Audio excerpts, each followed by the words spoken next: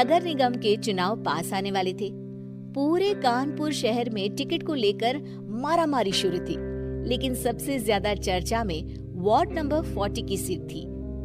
वो इसलिए क्योंकि इस बार वहां की सीट महिला के लिए आरक्षित थी। अब सवाल ये था कि चुनाव लड़ेगा कौन। इससे पहले ठाकुर साहब वहां से पार्षद थे और इस बार उन्होंने अपनी पत्नी सीमा ठाकुर को टिकट दिलवाई और ठाकुर साहब की शान के कारण सीमा जी ने 20,000 वोटों से चुनाव जीत लिया। अरे बधाई हो सीमा भाभी, अब तो आप वार्ड की पार्षद बन गई हैं। अब तो हमारे काम आप ही करवाएंगी। और ये तो सिर्फ नाम की पार्षद बनी है, वो तो महिला सीट आ गई, वरना पार्षद तो मुझे ही बनना था। अब भले ही चेहरा इसका होगा, लेकिन पावर तो मेरी ही होगी। अरे वाह भाई साहब, क्या दिमाग लगाया है आपने भी। आइए आप लोग, खाना लगा दिया है सबके लिए। सीमा जी पार्षद बन चुकी थी, फिर भी उनकी एक ना चलती।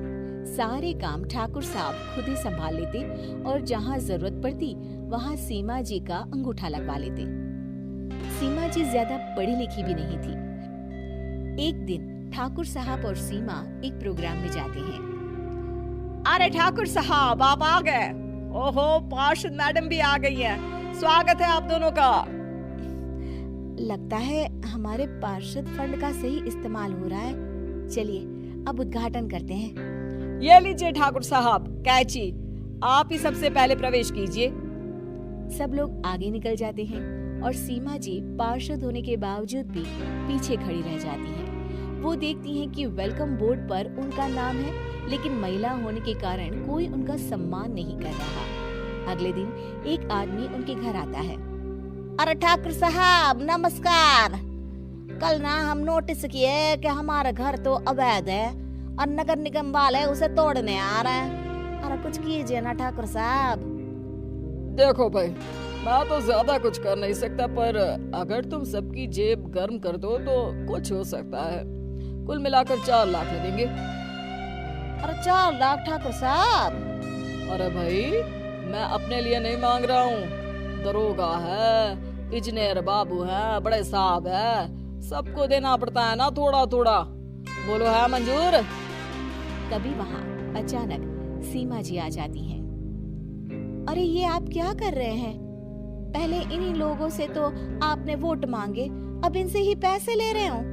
अरे चुप रहो तुम, तुम्हारा काम है सिर्फ अंगूठा लगाना, तुम वही किया करो। मुझे दूसरे काम तुम मत सिखाओ, समझी? और तुम ना जाओ, अब पैसे लेकर आओ, वरना जेसीबी किसी भी वक्त आती होगी। सब कुछ ऐसे ही चलते रहता है। एक दिन सीमा जी और ठाकुर साहब को एक लोकल मीटिंग में बुलाया जाता है। वहाँ पर कई और अधिकारी लोग भी मौजूद रहते हैं। अब मैं चाहूंगा कि ठाकुर साहब हमारे बीच 2 शब्द कहें। मेरे प्यारे भाइयों और बहनों, आज मेरा सौभाग्य है कि मैं आप सबकी सेवा दिन रात कर पा रहा हूँ। आपने मेरी पत्नी को भारी मतों से जिताया है, इसलिए मैं आप सभी का शुक्रगुजार हूँ। मैं आप सबसे वादा करता हूँ कि हमेशा की तरह हमारे वार्ड में किसी को कोई तकलीफ नहीं आने दूंगा। सभी लोग तालियां बजाने लगते हैं।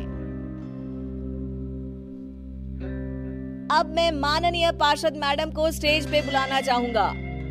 अपने नाम को बुलाया सुनकर सीमा जी एकदम चौंक जाती है। उन्हें बिल्कुल उम्मीद नहीं थी कि इतनी बड़ी जगह उन्हें मंच पर बुलाया जाएगा। जैसे तैसे वो मंच पर चढ़ती हैं। ऊपर जाते ही सीमा जी को सारी पुरानी बातें याद आ जाती हैं कि किस तरह उनके पति उन्हें कभी भी आगे बढ़ने नहीं देते और उनके नाम से गलत काम करते हैं। वो बोलने लगती हैं, मैं आपके वार्ड की पार्षद सीमा हूँ। आप में से बहुत कम लोग ही मुझे जानते होंगे, क्योंकि इससे पहले मुझे कभी ऐसा मौका ही नहीं मिला। सारे मौके मेरे पार्षद पति यानी आपके ठाकुर साहब ही लेते रहे, लेकिन आज ये मौका मुझे मिला है तो मैं इसे ऐसे ही नहीं जाने दूंगी। मैं आपको ये बताना चाहती हूँ कि आपके ठाकुर साहब मेरे नाम की आड़ में गैर कानूनी काम करते हैं, जिस पर अंगूठों के निशान मेरे होते थे। इसीलिए मैं अपनी गलती मानती हूँ और आज अपने पद से इस्तीफा देती हूँ, ताकि आगे से कोई गलत काम ना हो पाए। अब फैसला आप सबके हाथ में है कि आप हमें क्या सजा देना चाहते हैं। सीमा जी की बातें सुनकर ठाकुर साहब के चेहरे का रंग उड़ जाता है और वो शर्म से मुंह नीचा करके वहां से चले जाते हैं और पद से इस्तीफा देकर ही सही सीमा जी अपने आप में आत्मविश्वास महसूस करती हैं।